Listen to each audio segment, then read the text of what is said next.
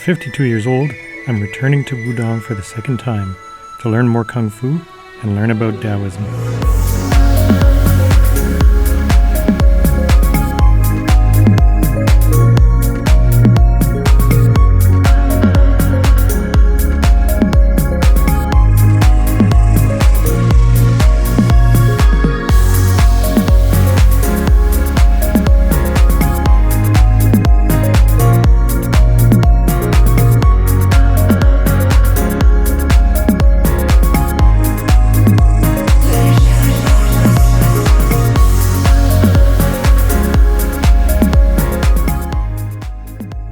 Well, after training all day today, I'm heading over to the old school. I had a quick dinner after training at the new school in the dining hall there, and I'm kind of hustling over to the new school because Jake is giving a lecture on Taoism, and I think sort of how it relates to your Kung Fu practice. So I'm really looking forward to seeing that.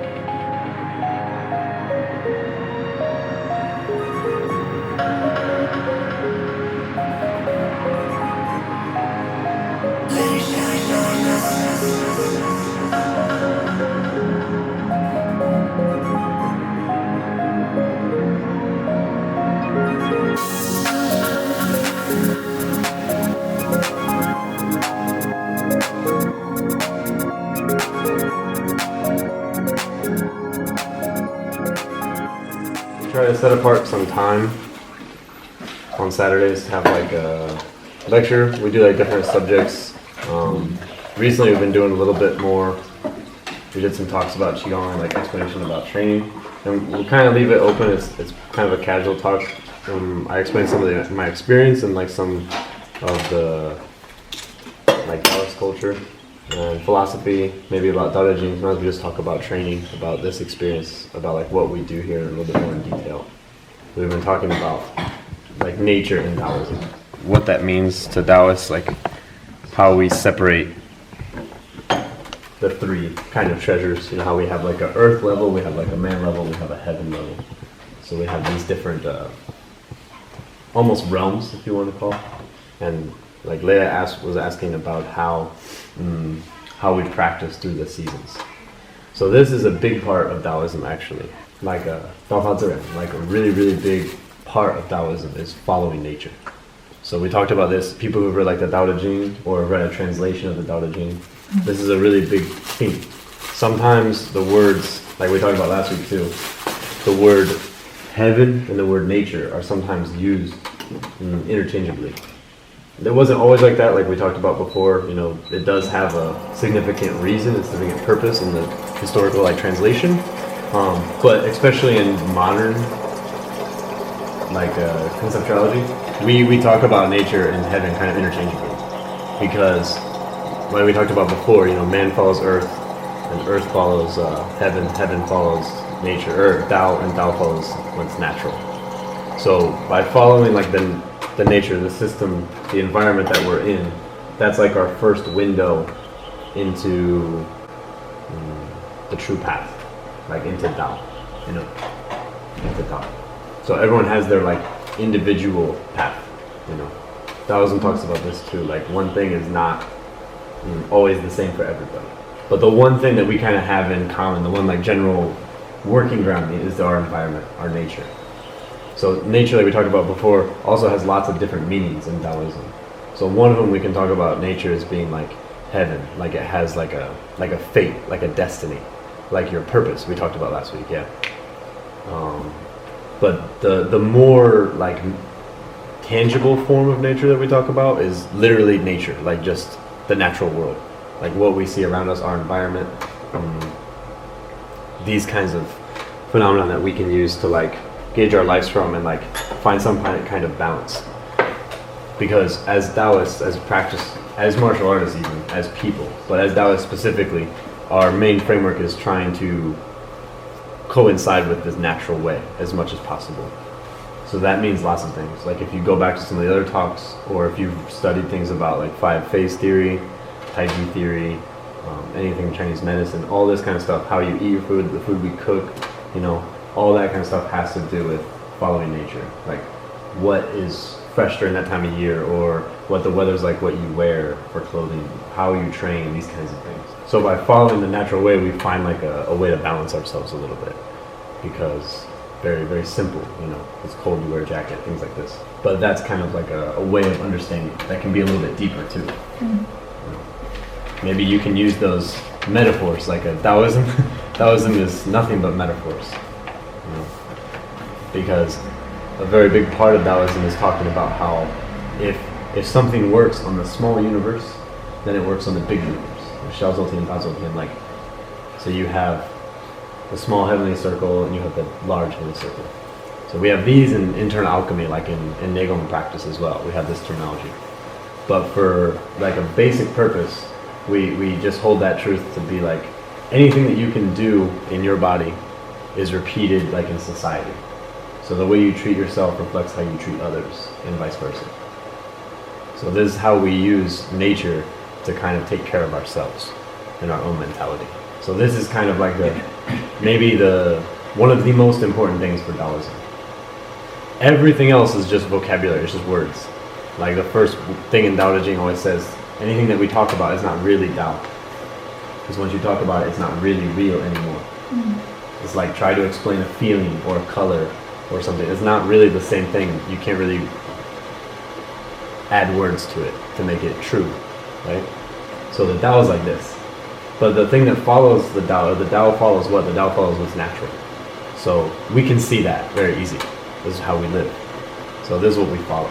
How does that affect our training? Like what, do we have some specific thing we train during the year? Easy answer, yes. Because we do have some things that we would stick to more in the summer, more things we would stick to more in the winter. If we go back to how the energy works, right? You think about yin and yang, you have the Taiji balance, right? So you have light and dark, you have this kind of positive, negative, masculine, feminine. And we talk about also like the 5 phase theory we talked about before with Qigong. We have a period of like growing energy, and we have a period of energy that's like going inside, like hibernating. So this is a natural cycle. Everything's like a cycle. Your yang qi, okay?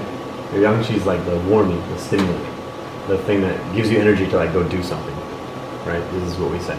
It's a simple idea to explain it. And your yin qi is more like depressing, more relaxing, more subdued, more yielding, like retreating. So this also like the weather, like a temperature, like the mindset. You know, a yang qi grow all day, and now the yin qi start to grow. Everyone's a little tired. Everyone's start to relax. Everyone's a little more quiet. You know, you wake up, maybe you're very alert, and at noontime you're very awake, doing something. Then slowly you're like, yin qi. So you have this growth. The small circle, like the daily cycle, and you have the big circle, like the yearly cycle. You also have like a life cycle, like your energy growing your whole life, and then peak, and then relax, and then start over. This is idea. Does it peak at the same time for men and women? No. No. Women are generally faster. Yeah, when you're faster. And you're like a general average like person, you can say every 7 years. 7 years is like a main cycle. Yeah. Like your teeth grow, blah, blah, blah, this kind of stuff. 7 cycles. Men can be a little bit slower. Like women are normally like 5 to 7, men are normally like 7 to 9. But energy, this is something when you start talking about this on an individual basis, you can say like generally. So we talk about most general. Then you can say like generally like, oh, between the sex, between male and female, you can say that. But then you can say like individually also, you know, so like some people can have very, very high yang qi, some people have very low yang qi. And that makes a big difference, like in your personality, your body type, the way you eat, digest, health, your sleeping pattern, your work pattern, your motivation, your training style, all this kind of stuff is affected. But yang qi is something kind of is tangible in a way, like you can look at someone and you understand yang qi means energy, so you can kind of say, oh, I know who doesn't, who does, you know, or who uses too much or uses too little. Like people who are always like running around, they don't have any focus, but they have a lot of energy. They have a lot of yang qi, but they don't know how to use it, so they're just like excessive. So yeah, you have this in everybody. Just like we have a year that have too much yang qi, so we have a drought. Like we have no water. Nothing come down, everything go up. So you have like these kinds of things you can talk about. So there's always fluctuations. It's not like a perfect system. Maybe the goal is in the long run it's balancing. Maybe we have a drought this year, and then next year we have a monsoon, and the next year it's like, okay, even, then we have back and forth, back and forth, back and forth. Is monsoon yin or no? Yin and yang, okay, could be, you could say like this, because we're comparing weather, rising and dropping, Yeah. but also nothing's even set in this kind of framework. Because I could say like, you know, one person is, like you can say, oh, male and female, okay, male is yang, female is yin, but then you could say like, oh, maybe this female, maybe one yin, maybe one yang. So it's not like it's a comparison framework, okay? So if we start talking in this terminology, just kind of keep that in mind. Nothing is definitively anything. The distinction between philosophy, Taoism, practice, concept, medicine, all this kind of stuff is kind of overlaid, because again, if it works here, it works across the board. So we have that kind of mentality we use too. So we think about what's natural. Of course, we have to know that, oh, this is different for everybody. You know, like each system is, we have to kind of tailor fit it. But there, again, we come back, the only thing we can say without like going and saying, here's your pulse, here's your tongue, here's what you eat, here's what you sleep, here's how you train, here's your life history. Without doing that for each and every person, we do still have general rules. So this is like all life, we can say. You know, we have laws. Generally, we all need to follow the laws. Maybe one person has to follow one law a little bit more serious, you know, because they have a problem with that one. So this is why we say like we have a general rules, like following the nature. But of course, it's not absolute. We have the taiji, the symbol, nothing absolute. It's always change. You know, the yin and yang always change. It's not black and white. It's not two circles. It's one circle, so it's always changing. So you have to think like that when you hear this kind of stuff. Okay? Mm-hmm. So we talk about what we do for training. I think is an easy way maybe you can understand. And also, there's a little bit of aspiring your training to be like very, very in sync. Also, you have to stay away from this. This is also too extreme, too absolute. You know, again, you have to remember, even though it's best to do this time, blah, blah, it doesn't mean it's the only thing you do. Okay? So also general. Generally speaking, really easily we can say, to answer your question, like is a very simple answer, because you think about summertime is hot. So you train more dynamic movements. You train more flexibility, you train more stamina. Very simple. Then in winter, the other extreme, you train more consistent and strong and balanced. So this is like a very simple idea. Then you can think your spring and your fall. So you have the beginning yang and the beginning yin. So the beginning yang is in spring because everything grow up, right? So this is when you start to have like more planning for the year. You make all your decisions how your training is going to be for the rest of the year. And you have to be careful in the changes. Like you always have to be careful during the spring and the fall a little bit more, because this is the time the weather changed, the season changed, the training changed, the food changed. So this is the easiest time for you to have a sickness. And you have a sickness, and normally the sickness carry 4 seasons. You know, it's like a one cycle. So when you have a big sickness, like, oh, okay, you have a headache today. Okay, that's not like a real sickness. This is like a symptom. I mean, like a week or something, you have some sickness. Normally, people say, oh, when the symptoms stop, the sickness finish. And a lot of Taoists thought we don't think like this. You know, like normally a weakness or a sickness, especially weakness, okay, like a low energy or some kind of big injury or trauma or kidney deficiency, something like this. It's not like something that's like oh, I have it and then it's over when the symptoms stop. It's something you keep treating. It's like when you have medicine, you have any medicine, normally they don't tell you, okay, take the medicine until the symptoms stop. They normally say take the medicine until the medicine finish, especially with Chinese medicine. Even you take the medicine, it's very strong, and the symptoms go away in 3 days. But you have 1 week of medicine. Okay, you take 1 week of medicine, because it's like a rehabilitation. The same, you break your arm or something, you don't just take the cast off and instantly start doing all your exercise. You work into it. So the body is very similar in this way. So simply, like a very simple answer, we can say this, you know, when the summertime you do like the fast, and in the wintertime you do slow. And it's natural with the weather, with the temperature, with the environment, right? So this for a couple reasons. One, just for breathing and for layers, for clothing, okay?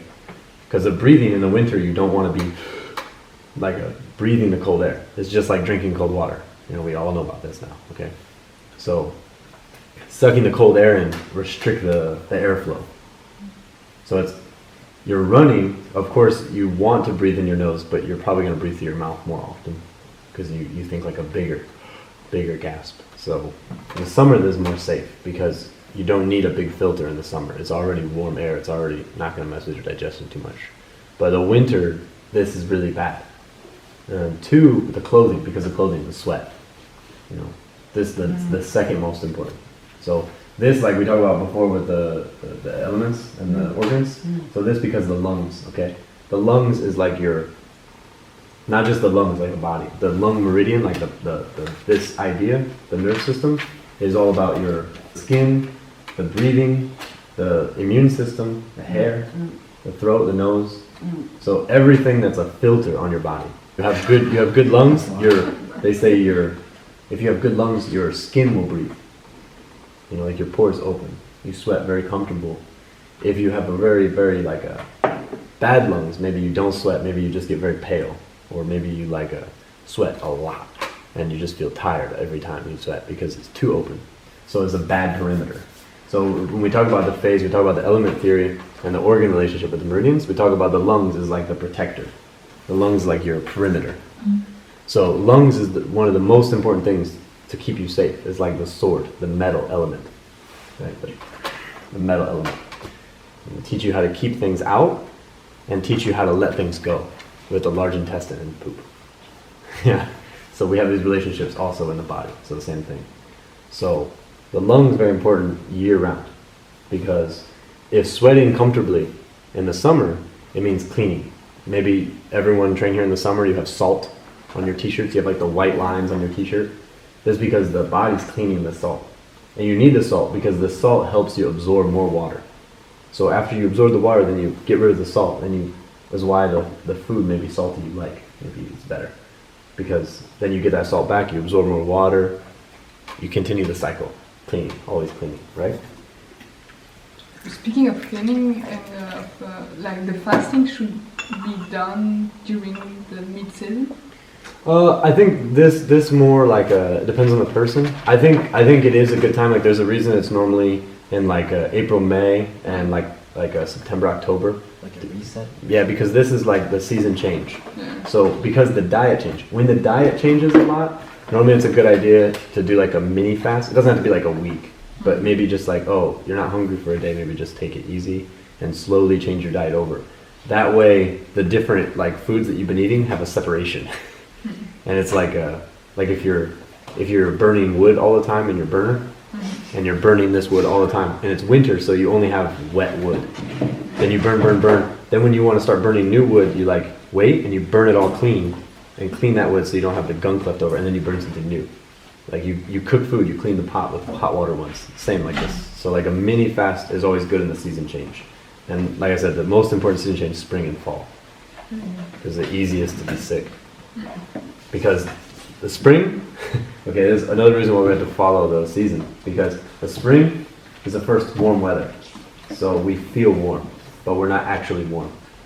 You know, like everybody during Chinese New Year, we had a really hot day, like 30, it was ridiculous, like 26 or something like that on Chinese New Year. It's not normal. So everyone take their shirt off, wear short sleeves. And how many people sick after? You know, a lot of people. And because it's like a false sense of warmth. So you have this, you have to be careful because just because it's like a deficiency masking itself as an excess. So you feel very warm in the spring, but actually that's why you need to be careful. You know, like you sprain your ankle and the day after you're like, I feel very good, it's not hurting anymore, you go running, it's not good. You have a chance to break it again very easy.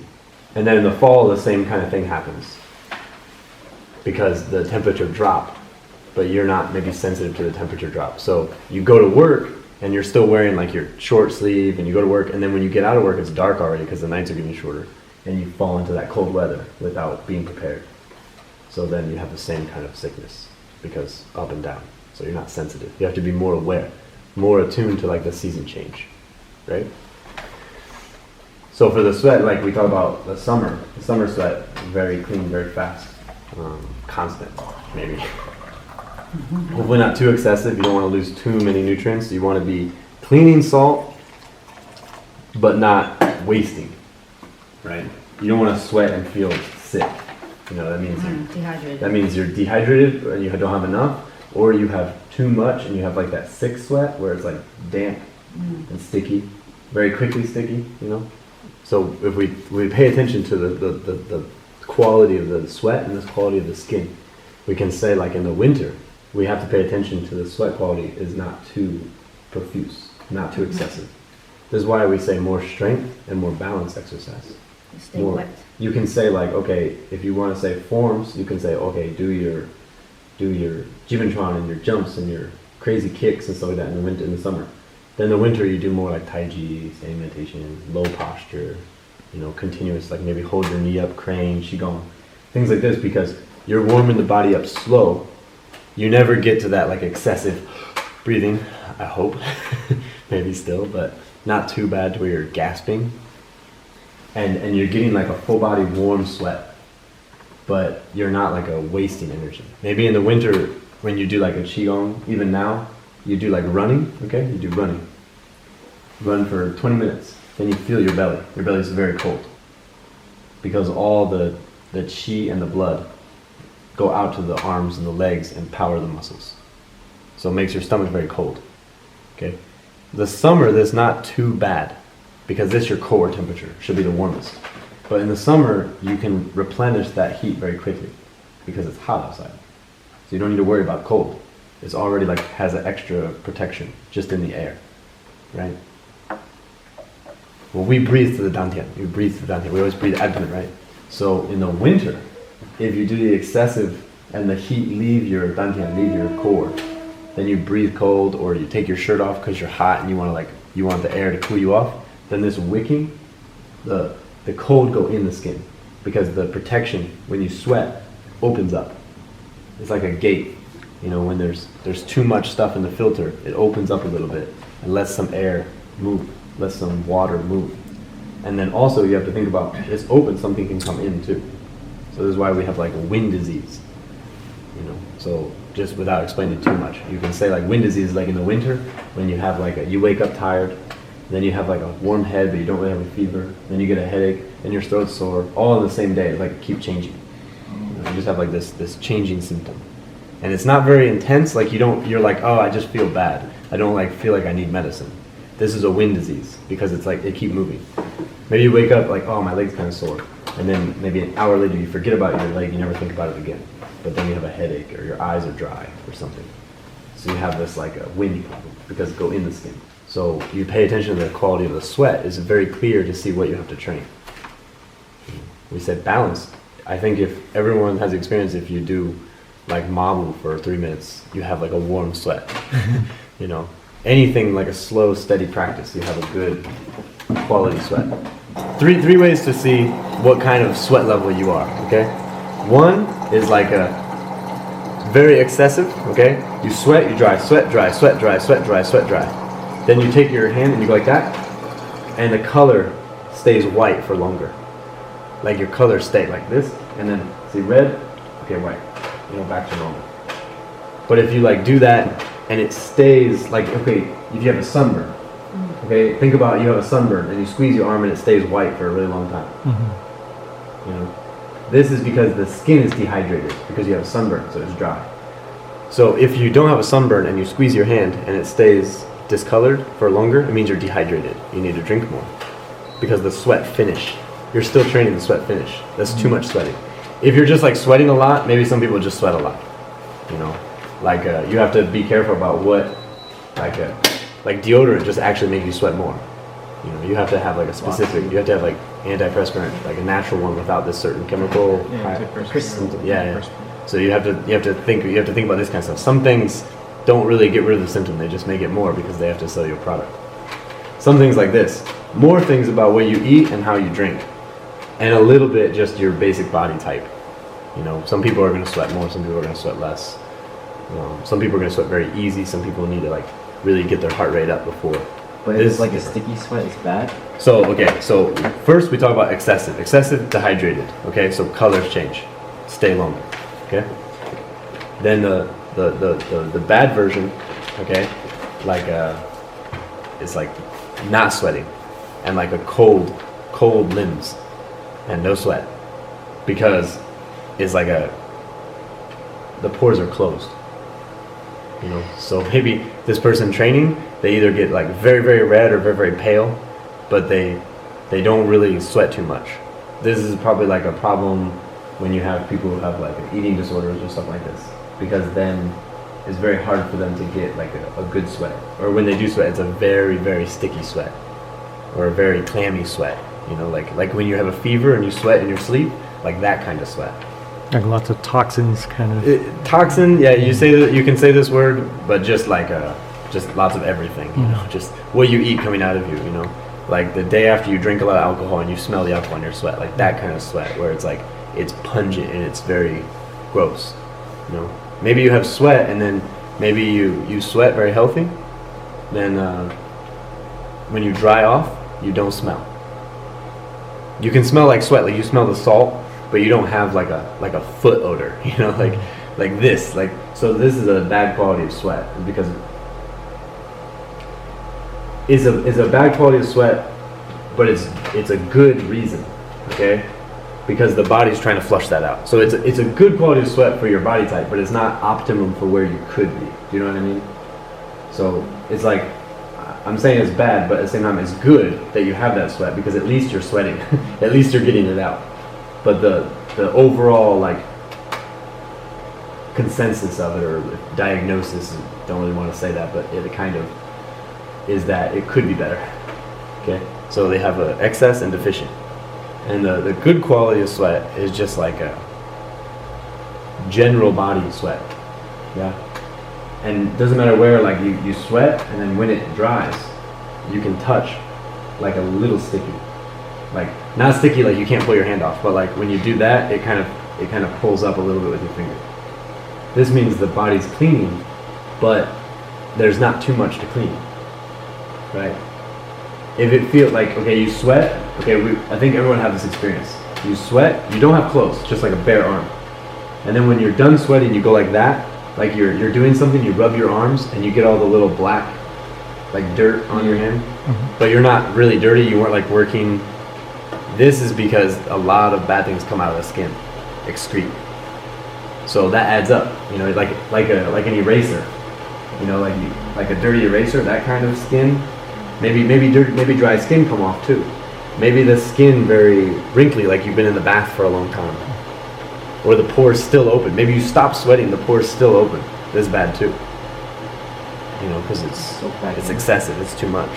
Well, you could say soak back in. Maybe the skin does absorb a little bit of water, so that's something to be aware of. Like you can definitely have that happen, but as a very small degree. More so is just that the skin is maybe not clean. Maybe you need to take the loofah and like scratch and get the dry skin off. Maybe you don't shower long enough, or you know, or hot or cold enough, or you shower too hot and you burn all the oil out, and then you always have dry skin. Like how they say, don't wash your hair every single day because you have oil in your hair, and it's good for the hair. You wash every day and you make it dry and brittle. Better, it maybe takes some time. So you have this kind of balance too. You have to kind of gauge your body type, your like ancestry, your history, and see like what's appropriate. You know, of course, my hair different than like your hair. You know, my hair very thin. So if I wash my hair like 2 times a week, it's really good. But maybe if I shower in the morning, in the evening, my hair is already greasy, already very oily. You know, like thin hair is like this.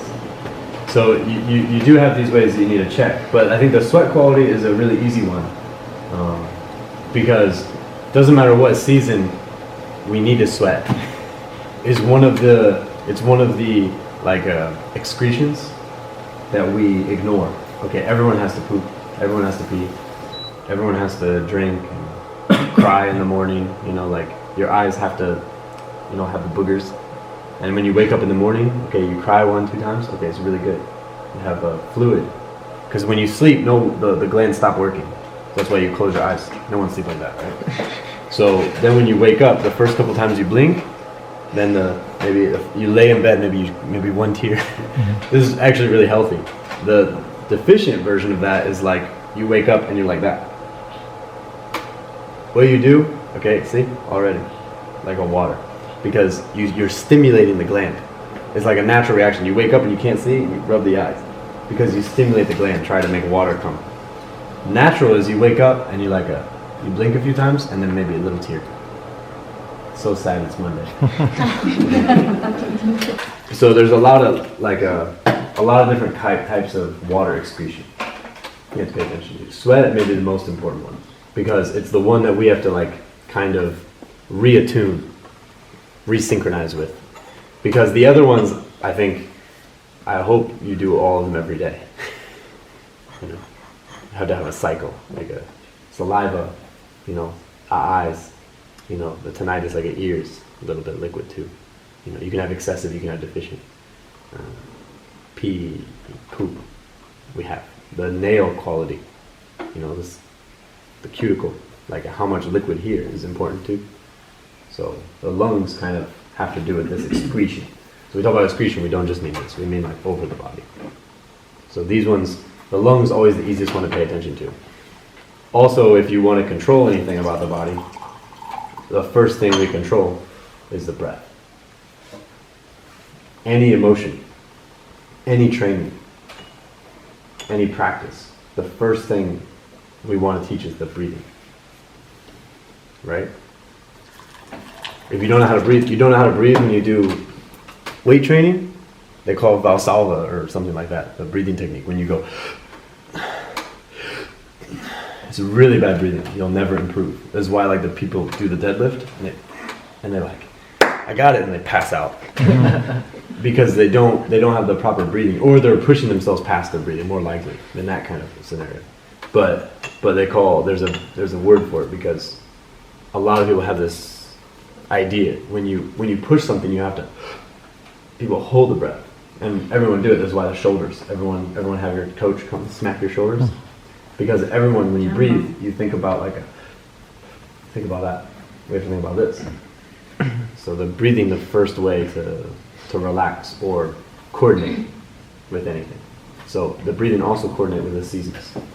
You know, big breathing in the winter, in the summer, and light breathing in the winter. Like a excessive and hibernate. You know, same. So you go out, you laugh more in the summer. Have fun, do things, you know, exhale. In the winter, you're very careful about your fun. And if you have your fun, you have inside, right? And I think the most simple way we can say we follow the nature is we follow the seasons. And I think training is the easiest one to see. But I think the best thing to pay attention to is the water level and the lungs. I mean, I really wonder about, because people, they might practice inside, and then they have the whole opposite effect happening. This is a big problem, which Right? is why I think people come here, and it's not because the weather people get sick, it's not because the training people get sick, it's because they've never experienced the sensitivities of it. So like I was saying before, you go from air conditioning in, you know, so in the winter, you're still able to train the summer.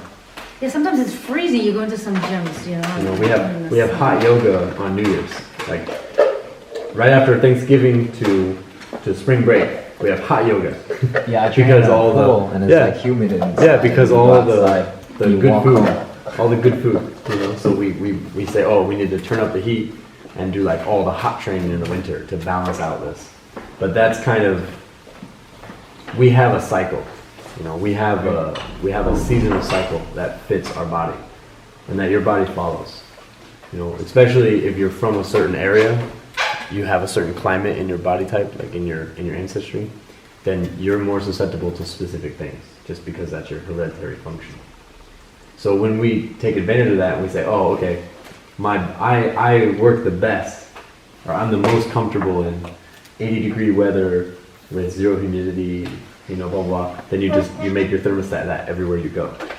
Then all of a sudden you're living in like a perfect conditions. You have no test, you have no challenge. And that makes the easy problems very serious.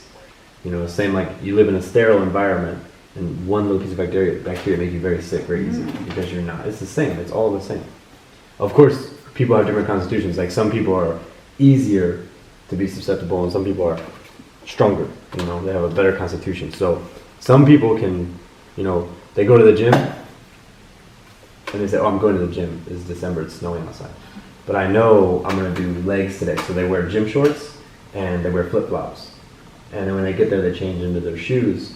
But they don't want to put on sweaty feet and stinky shoes. So they change back into flip-flops and run to their car in a muscle t-shirt and gym shorts.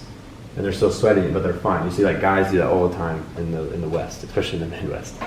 And they have the not just the cutoff, but the cutoff that goes like that, you know? So it's not even a shirt, it's more of a rag. And they can get away with it. And then you have the same kind of people who go to the gym and they get there and they have their duffel bag and they open it up and they take their park off and they take their scarf off and they take their hat off, and, you know, their thermals off, and then they put on like a little bit of layers for gym training, and then they have like spandex underneath the gym layers, but it's still warm inside. These people probably look a little more crazy and they might be more susceptible to sickness, but they're preparing themselves more. But they're also still protecting themselves against some of that sensitivity because they never train in the elements. They still just train where it's most comfortable. Of a cycle. So you give it a break. You know, you make something soft, then you make it strong. Then you make it soft, then you make it strong. And you like temper it. If you just make something soft all the time, and maybe make it weak. Not all the time, of course. People who really do like athletics and like that, they know how to, they do gymnastics and like contortions. They know how to do some strength training to balance that out. But it's not always perfect either, because most of those fields have a career length, right? You do competitive wushu, you have like a 10-year career. You do boxing, you have a shorter career maybe if you actually compete. You know, you can, if you do gymnastics, maybe you have a longer career only because you start when you're super young, but maybe have a shorter career. Some people can go a little longer. You see 80-year-old bodybuilders, but it's not normal. It's not typical for a lot of reasons. I think that more people who last longer, the two reasons. One, because they have a stronger constitution, so they have like a natural tendency of being better. They have more genes when they're born, you know, like when when nature gave you your cup of water, they gave them a little more than you. It's not fair. It's not equal. You know? So this can happen, of course, too. This can happen, of course. But one, because they have a strong constitution. One, maybe because they're more sensitive and they're more careful. And I like to think this one's more believable. Because if you have a strong constitution, okay, it's like talent. It's like talent. You're good at something because it's already a little easy for you. For me, I think that's really cool. But I think for like our practice purpose, it's lower in potential to the person who has no talent and accomplished something. You know, I think that is more impressive as one martial artist to another. Like I would see someone improving a lot and say, wow, that's really good. But the person who it's very easy for them to do it, it's like, it's still very good and it's still a hard path. But the contrast is a little bit harder to see. Because maybe the first day they came and they could do full splits and high kicks and jump legs and, and everything. It's like, okay, that's cool, but it's a little harder to believe in your suffering. So we do have these differences, but our life, I hope people don't look at their life as a career. You know, I hope everyone looks at life not as like a career length, like, oh, I hope I get 10 years. You know, it's very short. You know, we think in Wudang, we think with Daoism, we think of longevity first. So our career length encompass the whole practice. It's not just about, okay, so we can have the same analogy for training in the West. Is like when you train a sport, right? We're not training for like how many goals you can make in a minute. What you're training for is like your general health over a period of time. Right? So, okay, you can hit how many points in a game, but can you repeatedly do that? We're not really trying to max out. There's a difference in how you think about training. You know, of course, this is what the world lives in now. Is we live in like a instant, momentary legend status. You know, we want to be the most, the best, the first, and the last. You know, so because of that kind of mentality, sometimes we look at something differently. We look at sports as like, oh, I want to accomplish this, but we're not really thinking about the before and after and the journey.